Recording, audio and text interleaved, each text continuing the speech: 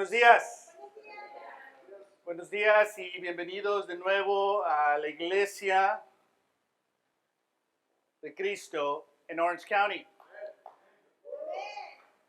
Las últimas semanas nos hemos reunido con nuestro servicio bilingüe. Hace una semana tuvimos un servicio con el resto de la región aquí de Orange County, que somos 6 grupos, una iglesia, 3 lenguajes. Tenemos también obviamente el ministerio coreano en el sur y el centro de Orange County.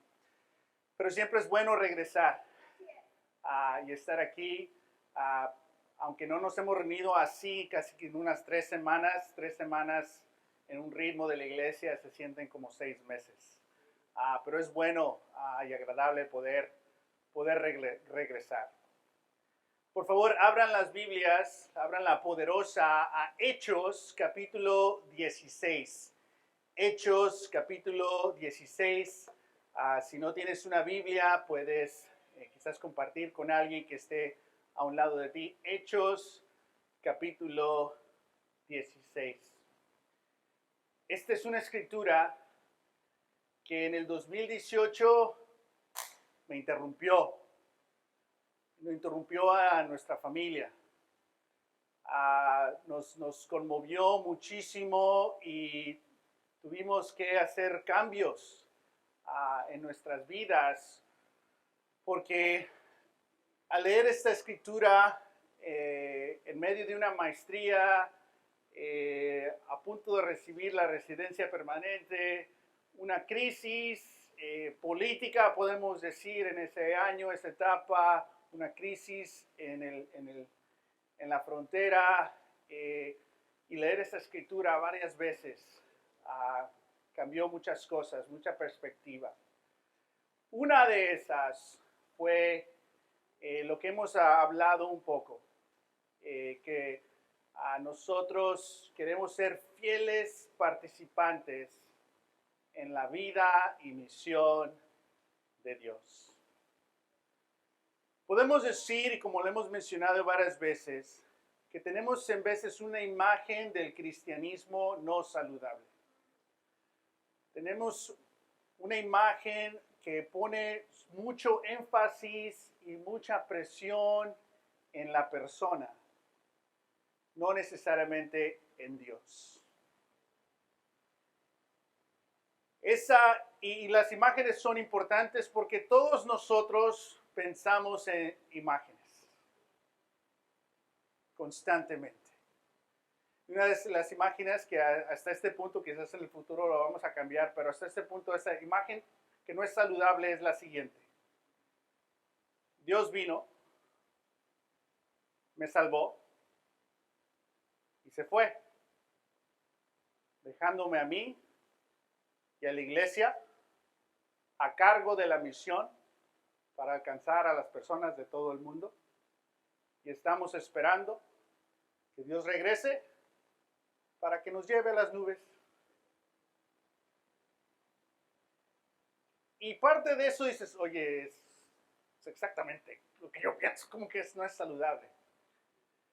Hay varias modificaciones que tenemos que hacer ahí. Porque si nuestra imagen es que Dios vino, implica que Dios no estaba. Entonces, la revelación de Dios en carne y hueso, la encarnación de Jesús, no es llegada, es revelación. Dios siempre ha estado presente, vivo y trabajando. El hecho que Dios me salvó es bueno, saludable, no hay nada malo con eso, pero en veces es un sobreénfasis en tú como individuo. Y en veces reducimos la salvación solamente a creencia personal, que es importante, muy importante. Pero la salvación implica más cosas. Es la redención de todas las cosas. Amén.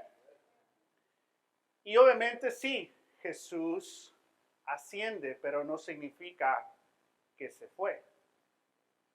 Porque tenemos una imagen del cielo acá y la tierra acá. ¿Sí me explico? Entonces, Padre que estás en el cielo, acuérdate de mí. ¿No te sientes así varias veces? Que tienes que orar como para convencer que Dios se acerque y después puedes orar. Orar para orar. ¿Sí me explico? Porque tenemos esta imagen. En el Antiguo Testamento, la imagen del cielo y la tierra no es así. Es así. Y una de las imágenes que nos ayuda para eso es el templo de Dios. El templo de Dios era la intersección entre el cielo y la tierra. No a distancia así, pero así. Entonces, cuando pensamos el cielo y la tierra, estamos pensando así. Pues decimos, venga el reino a la tierra, así como en el cielo, no es así, es así. Entonces, constantemente estamos interactuando con el reino. ¿Llegó el reino o viene? Sí, sí. Entonces, esta es una mejor imagen. Pero la imagen que Jesús se fue, no es saludable. Porque Dios es un Dios vivo, presente y activo. Amén. Y el hecho que nosotros somos los encargados en la misión, pues pone mucho énfasis en nosotros como los protagonistas de la misión. Dios está presente y trabajando en el mundo. Es parte del trabajo de los 4 evangelios, revelando no lo que Dios hizo, pero lo que Dios está haciendo. Amén. Entonces Dios está trabajando en el mundo. Antes de la ascensión de Jesús, hay el regalo del Espíritu Santo en Juan 21. Y en Lucas y Hechos, así como Jesús recibe el Espíritu Santo, en Lucas, ahora la iglesia recibe el Espíritu Santo en Hechos. ¿Sí me explico? Así como Jesús es empoderado para regresar y proclamar en Lucas 4 la libertad para los oprimidos, libertad para los presos, buenas noticias para los pobres. Así como ocurre en Jesús, en la vida de Jesús en Lucas, así ocurre en la vida de la iglesia. Vemos la continuidad del Espíritu Santo de Dios. Entonces hay una mejor imagen, que Dios siempre ha estado, que Dios nos invita a participar en su misión, que Dios está trabajando y que sí, regresa el rey, pero no regresa porque está ausente. Regresa, es un lenguaje que implica se completa el cielo y la tierra, se redivide todo y tenemos la nueva creación completa. Nos pone libres de la presión, pero sí nos da otra presión, de ser fieles participantes en la vida de Dios. Amén. Hay otro reto, porque podemos arreglar esa imagen intelectualmente, pero habitualmente todavía podemos vivir con la imagen de un Dios ausente. Emocionalmente todavía podemos vivir con la imagen de un Dios ausente. Entonces, cuando despertamos en la mañana, una práctica que nos puede ayudar es atender a la presencia de Dios, porque Dios ya está presente. Amén. Todo esto es una previa para lo que vamos a leer. Todo lo que ocurre en Lucas, en la vida de Jesús, ahora la iglesia lo vive en Hechos. Lucas y Hechos es parte 1, parte 2. Amén. Y vemos en el libro de Hechos los retos que tiene la iglesia. Uno de ellos, Judas, ha traicionado a Jesús. Y vemos cómo lidian cuando uno de ellos traicionó a Jesús. Y hay un proceso para reemplazarlo. Pero fue una crisis, fue un trauma para el equipo. Judas era mi amigo. Yo lo vi cuando estaba bien. ¿Sí? Entonces hay una pérdida ahí. Entonces la iglesia sobrepasa también esa pérdida.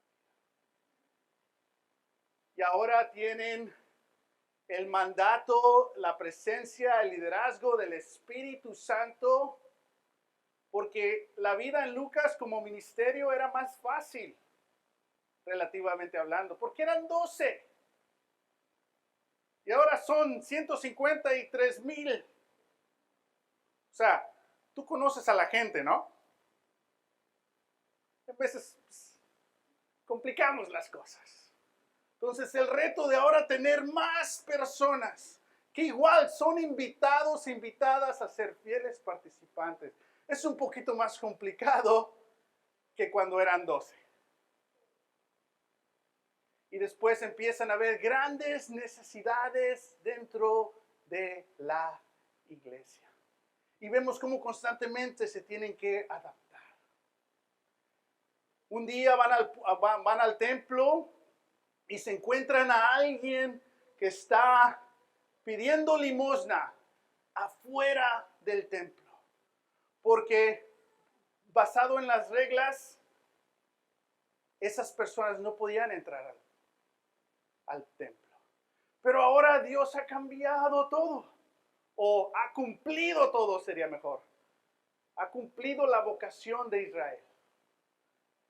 Israel siempre fue llamado para hacer una bendición para todas las familias del mundo.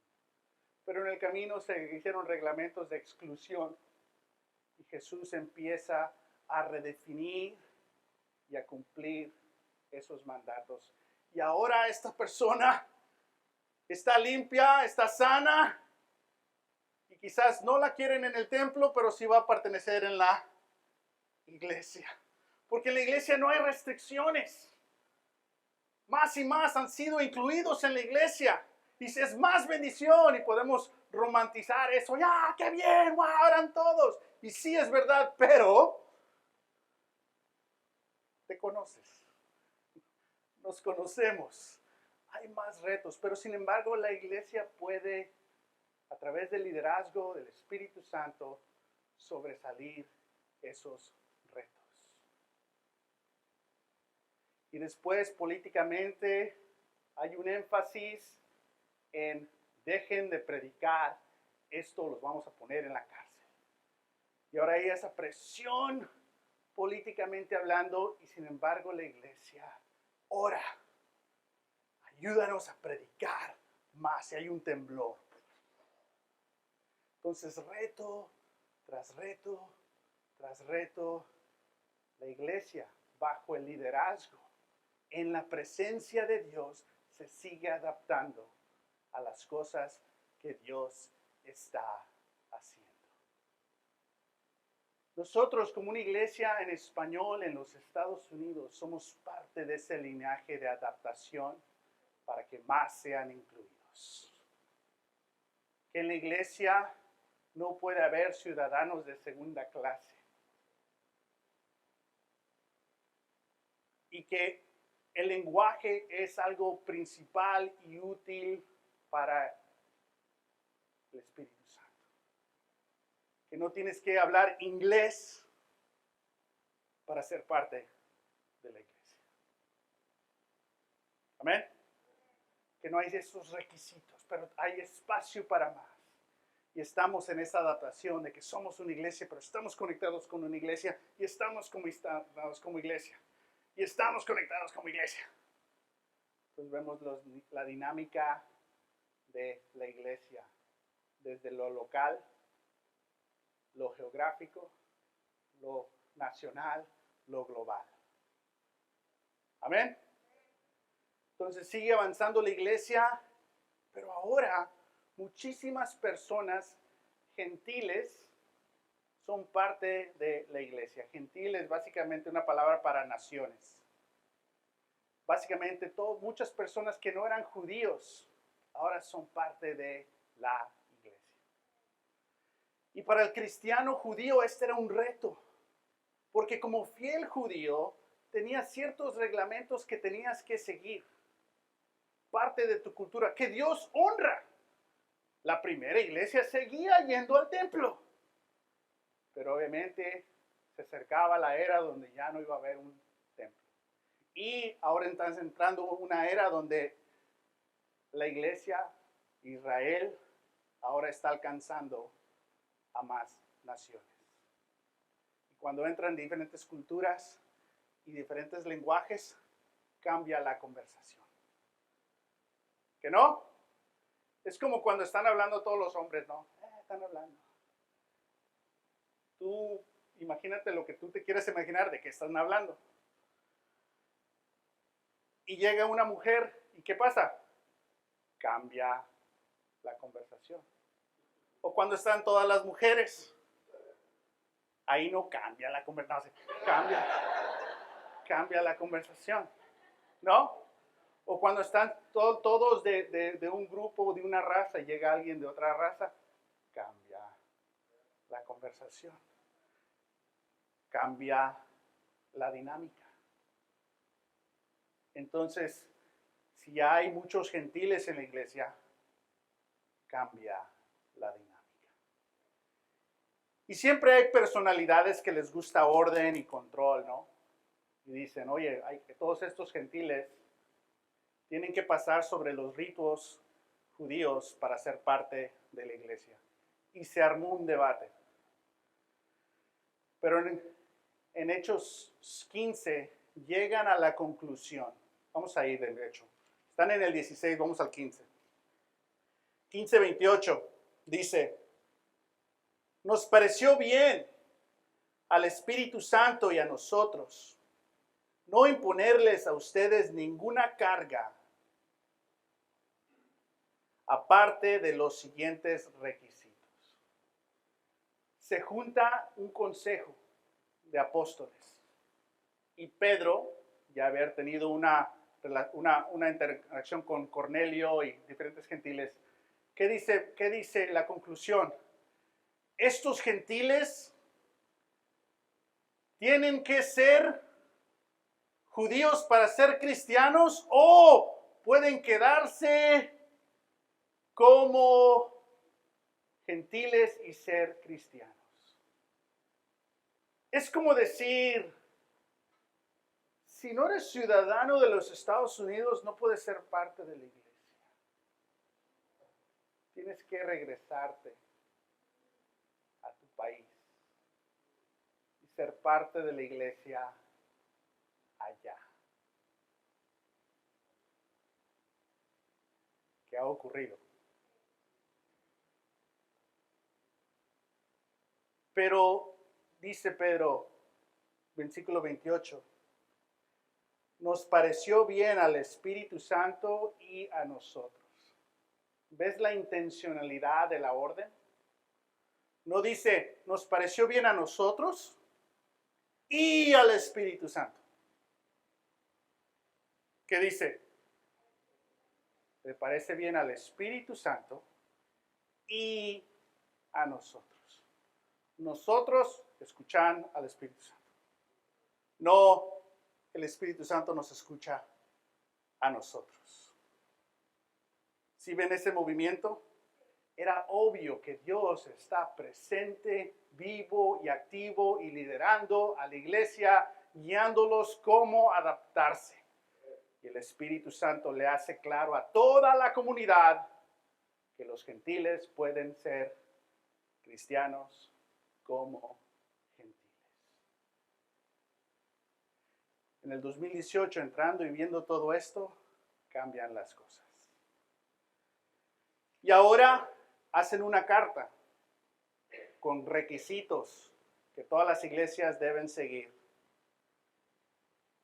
Uno, pueden ser cristianos como gentiles. No tienes que dejar tu cultura o tu lenguaje para ser parte. Eres parte en tu cultura y en tu lenguaje. Pero eso sí, hay ciertas cosas que tienes que tener como convicción y las escriben. Y eligen a Pablo y a Bernabé y a otros a que aquí están estas cartas, vayan a visitar a todas las iglesias, a decirle que el consejo de la iglesia de Jerusalén, a través de los apóstoles, dirigidos por el Espíritu Santo, han tomado esta decisión. ¿Sí me explico? Porque siempre es importante tener toda la información, ¿no? Es como cuando en el trabajo le avisan a todos y no te avisan a ti. Ya lo hicieron otra vez. A la otra y me voy. Entonces la comunicación era muy importante. Entonces empiezan a viajar este equipo y visitan a las iglesias declarando estas buenas noticias que los gentiles se pueden mantener en su cultura como cristianos, siempre y cuando dejen ciertas cosas en su cultura que son en contra de Dios, pero pueden ser quien son en la iglesia. Imagino que después de ese anuncio, personas bien felices y otros preocupados. Ya nos conocemos. Pero siguen adelante, terminan ese viaje emocionados y dicen, vamos a plantar más iglesias. Vamos a hacer esto por Dios. Se preguntan, ¿cuál es tu sueño para el reino? ¿Qué quieres hacer para Dios? ¿Recuerdan esas conversaciones? Y se emocionan. Y no les va muy bien. Vamos a leer. Lucas 16. Perdón, Hechos 16. ¿Y yo qué dije? ¿Y tú qué dijiste? Ok, versículo 6. Dice, atravesaron la región de Frigia y Galacia. Esto es ya después de acaban de visitar a las iglesias. Ya que el Espíritu Santo les había ¿qué? Impedido que predicaran la palabra en la provincia de Asia. Cuando llegaron cerca a Misia, intentaron pasar a Bitinia, pero el Espíritu de Jesús no se lo permitió. Entonces, pasando a largo por Misia, bajaron a Troas. Durante la noche, Pablo tuvo una visión en la que un hombre de Macedonia, puesto de pie, le rogaba, pasa a Macedonia y ayúdanos. Después de que Pablo tuvo la visión, enseguida nos preparamos, Lucas es parte del equipo, él está escribiendo, por eso está personal, nos preparamos para partir hacia Macedonia, convencidos de que Dios nos había llamado a anunciar el evangelio a los macedonios. Reparten la carta y se van a esta provincia de Asia. ¿Y quién les impide que prediquen? El Espíritu Santo. Y no sé si sabían eso en el momento o en la reflexión de escribirlo, dijeron era Dios. No sé. Pero cuando tienes un plan como equipo y no te va bien, ¿no? Empiezas a batallar. No se desanimen, equipo. Y al rato sospecha. A lo mejor alguno de estos es otro Judas. ¿Quién no está orando? ¿Quién tiene pecado escondido? No sé. Porque llegaron a esa presión de que iban, quizás están acabando los recursos. Quizás empiezan a batallar. Dios, yo quiero hacer esto por ti. ¿Por qué me impides? ¿No sabes lo que yo quiero para ti, Dios? Este es mi sueño para ti. Yo tengo una visión de cómo me deberías utilizar en esta ciudad. Me he visto, me he visualizado. como el protagonista, ayudando, selfie, ayudando. Y Jesús dice, no, no, no. Dios no tiene un problema diciéndonos no. Él dice a veces, no. Sí, no. Pero es que sí. No, a mí me dijeron mis amigas que sí. Y Dios dice, no. Voy a encontrar una escritura que me diga que sí. Y Dios dice, no. Es difícil. Y el equipo está, ¿qué hacemos? Y en la noche, Pablo, uno de los equipos, ahí se acostaron tristes esa noche, frustrados, sospechosos, no sé. Y Pablo se despierta en la mañana. ¿Saben qué? Anoche tuve un sueño de alguien de Macedonia que me decía, vengan, ayúdenos. No nos explica la conversación, pero todos se ponen, vámonos. No sé, si tú estuvieras ahí, quisieras, después de lo que has vivido, deberías de tener más preguntas, ¿no? ¿Cómo sabes que fue una visión de Dios? ¿Qué cenaste? Porque a veces uno cena mucho y luego tiene pesadillas. O sea, mi abuelita me contó que si cenas después de las 8, en veces, o sea, ¿cómo sabes que fue de Dios? No sé, pero hay suficiente confianza en Dios, en Pablo, de decir, ok, vámonos. Y se hicieron sus chilaquiles y prepararon todo y empiezan ahora, ¿no leyeron eso? Y empiezan ahora a ir a este lugar de Macedonia. Macedonia. ¿Dónde está Macedonia? Macedonia es el San Isidro de este mundo. Macedonia es la frontera del Medio Oriente, podemos decir, y Europa. Nunca antes la iglesia había entrado a Europa. Ellos querían quedarse ahí. Y Dios dijo, no. Y fueron a otro lugar. Y dice, no. Y otro lugar. Y después dice, váyanse para el norte.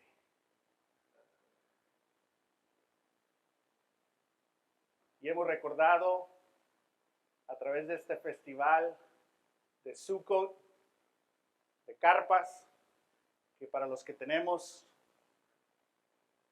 conexión de migrantes, este festival tiene más significado para nosotros. Amén. Y todavía vive gente en la frontera en carpas.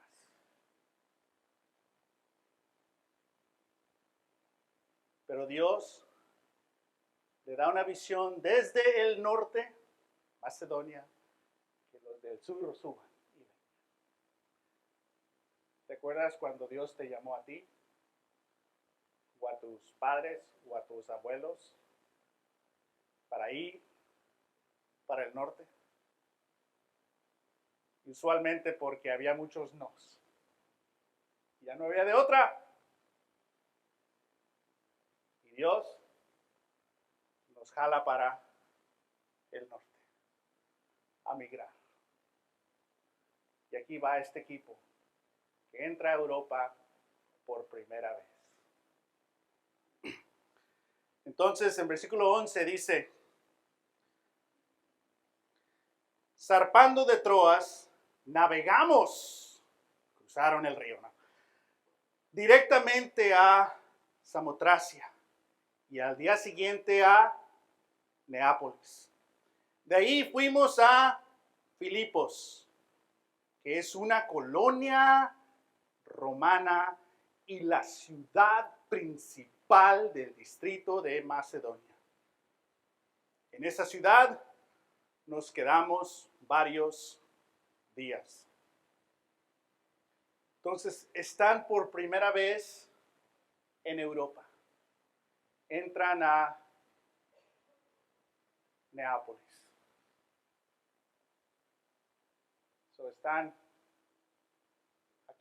Aquí se les dijo que no, toda esta área.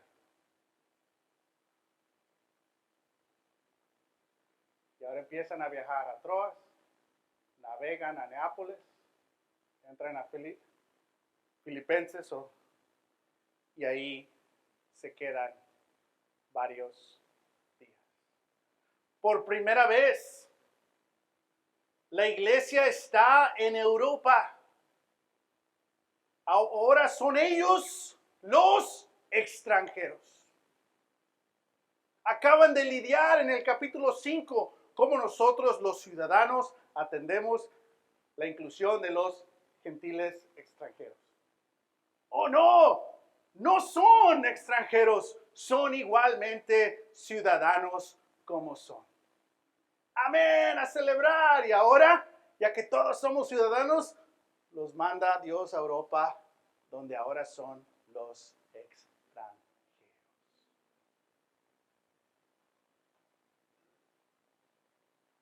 Dios siempre está trabajando en la migración de la gente. Y se quedaron ahí varios días.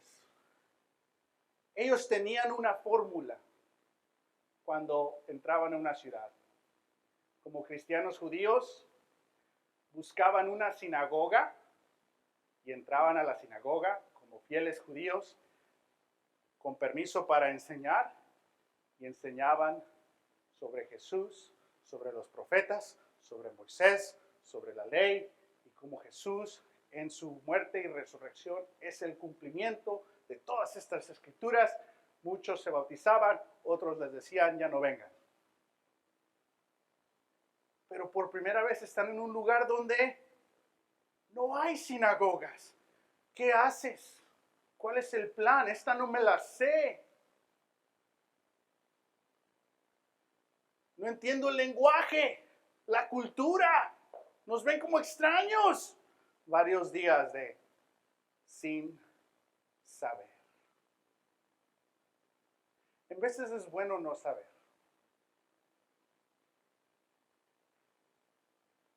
Ahora, cuando te sientes que no sabes y estás solo y sola, eso sí es grave. Pero cuando sabes que no sabes y estás en comunidad, se tolera. Entonces, varios días no sabemos qué están haciendo. El versículo 13. El sábado salimos a las afueras de la ciudad y fuimos por la orilla del río, donde esperábamos encontrar un lugar de oración. ¿Por qué? Porque no hay sinagogas. ¿Qué día es? Sábado. Aunque no tienen el lugar, tienen la práctica.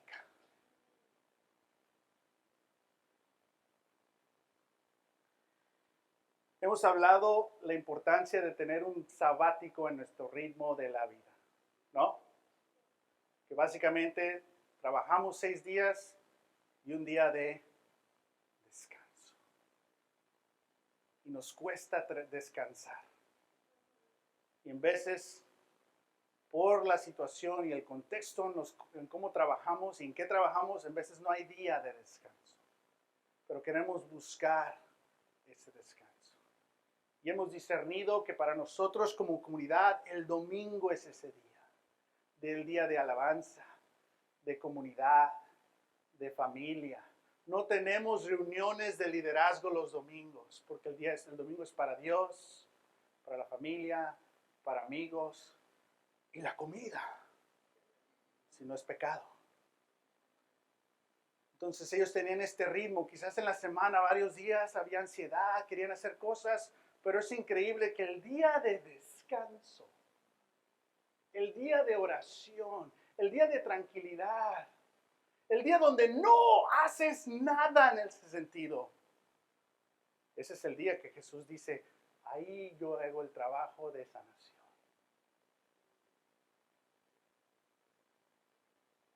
Porque en veces Dios nos dice no, para que no sepas para que descanses y encuentres en la tranquilidad la fidelidad, presencia, actividad, dirección de Dios. Entonces empiezan a orar, van caminando y dice, nos sentamos y nos pusimos a conversar con las mujeres que se habían reunido. Una de ellas, versículo 14, se llamaba Lidia, adoraba a Dios. Era de la ciudad de Tiatira y vendía telas de púrpura. Mientras escuchaba, el Señor le abrió el corazón. No la dinámica de Pablo, no la enseñanza, no el punto perfecto. Dios le abrió el corazón para que respondiera al mensaje de Pablo. Tiene que haber un mensajero, pero Dios ya está trabajando. El mensajero es el participante, no el protagonista. Cuando fue bautizada con su familia, nos hizo la siguiente invitación. Si ustedes me consideran creyente en el Señor, vengan a hospedarse en mi casa. Y nos persuadió. Vamos a tomar comunión después de esta última reflexión. Van en el sábado porque no hay sinagoga. Es un lugar de oración. Y hay un grupo de mujeres que igual ellas salieron de la ciudad y están quizás orando. La falta de sinagoga. Había una regla judía donde tenían que haber ciertos fieles hombres para construir una sinagoga. Quizás no habían o estaban trabajando, no sé. Entonces estas mujeres, sin el poder social de crear una sinagoga, se reúnen en el río para orar. Y Pablo, como un fiel participante en la vida y misión de Dios, comparte el mensaje. Dios le abre el corazón. ¿Le abre el corazón Dios sin el mensaje? ¿El mensaje abre sin el trabajo de Dios? Si vemos este compañerismo de Dios y su iglesia. Amén. Un ejemplo de ser fiel participante. Y ella es bautizada. Pero nos hace ciertas señales de quién es esta mujer. ¿Cómo se llama? ¿Cuál es su oficio? Telas de púrpura. ¿Quién se viste de púrpura?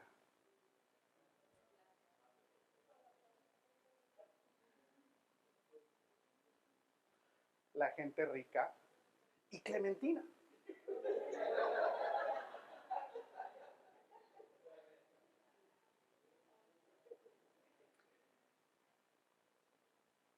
Era de la clase real, royal family.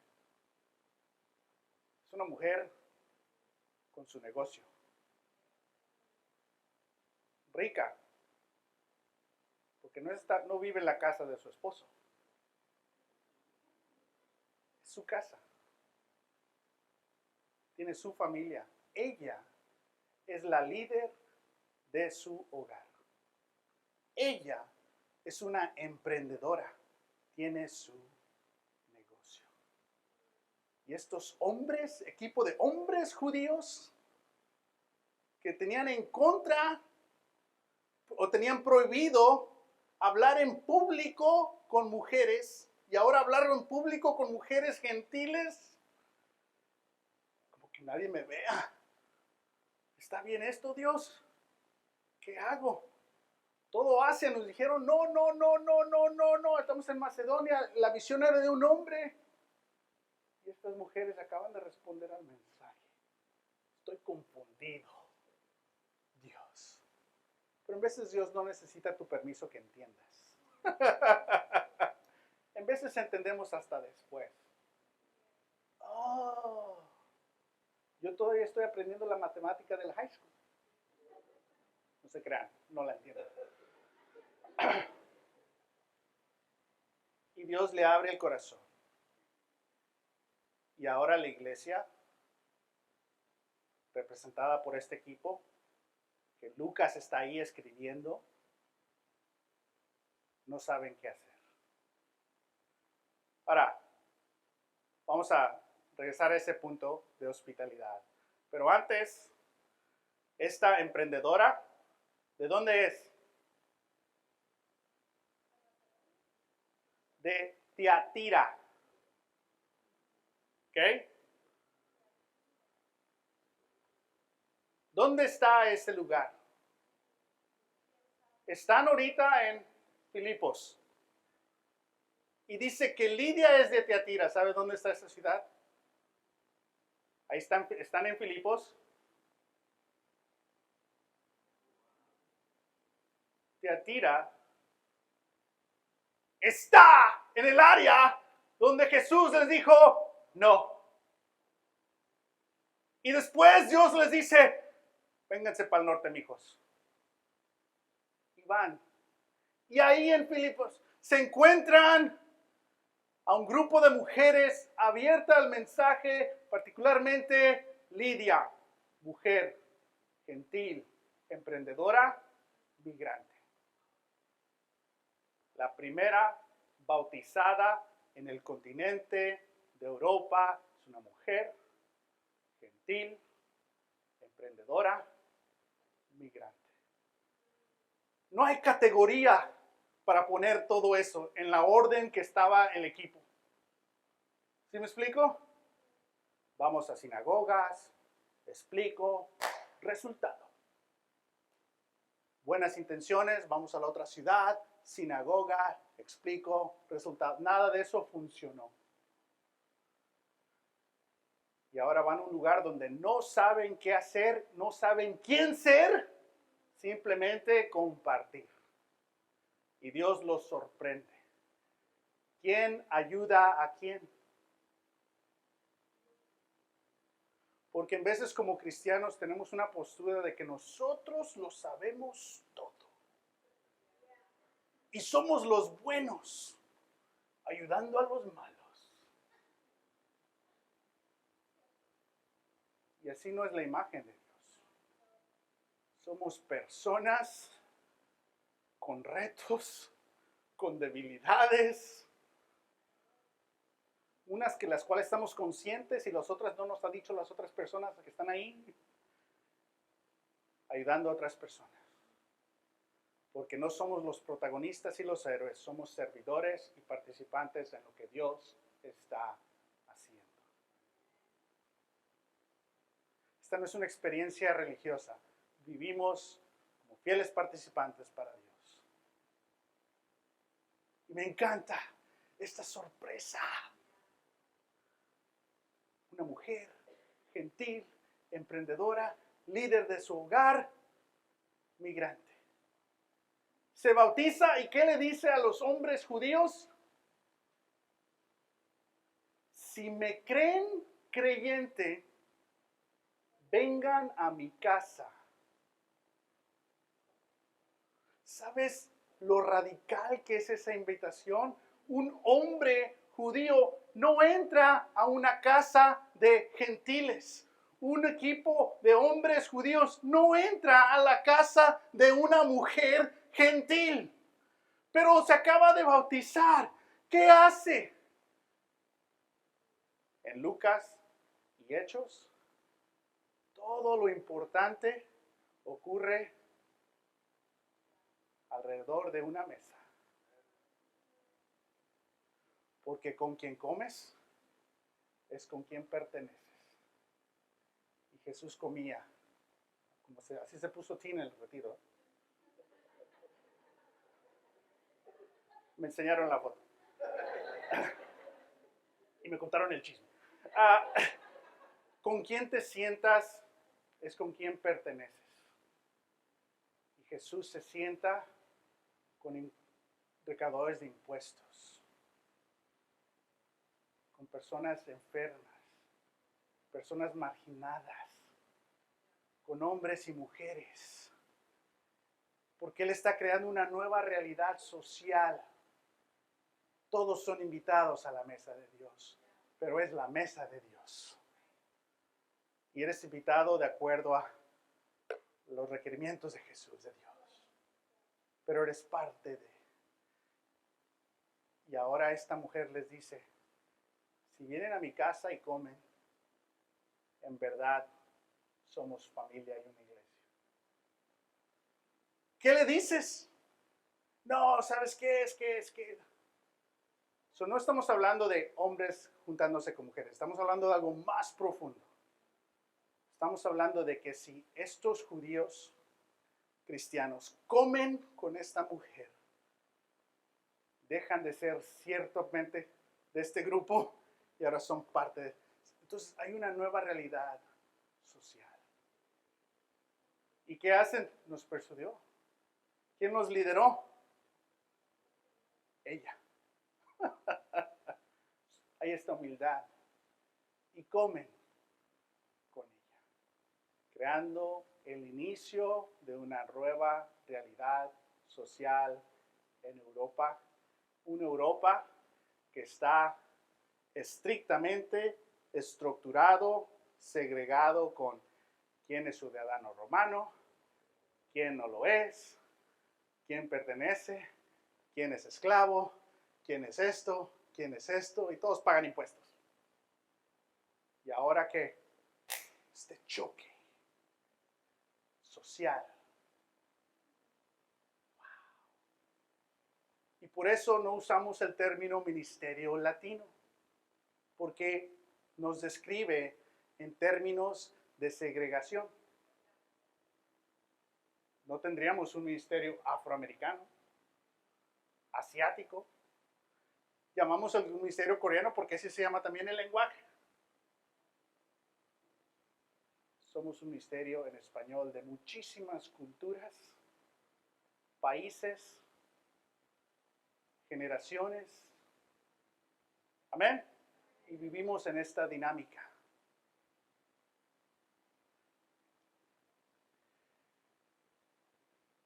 Antes de tomar comunión, que somos invitados a la mesa del Dios que nos da hospitalidad, que a pesar de que nos ha dicho que no, nos invita. Amén. En Apocalipsis se escriben estas cartas a 7 iglesias. Una de esas iglesias está ¿en dónde? El ángel le escribe a la iglesia que está en Tiatira. Años después, donde no podían entrar, ahora hay una iglesia. Yo me quiero imaginar a una Lidia que dice, ahora que soy parte de la iglesia, hay una iglesia en la provincia de Asia, porque yo soy de Tiatira. Yo quiero creer que quizás ella fue parte de generosamente ayudar a esa iglesia, o ir a esa ciudad, o notificar a sus familiares. Pero años después, donde Dios había dicho no, ahora Dios abre las puertas. Porque es la misión de Dios. ¿En qué te está diciendo Dios no?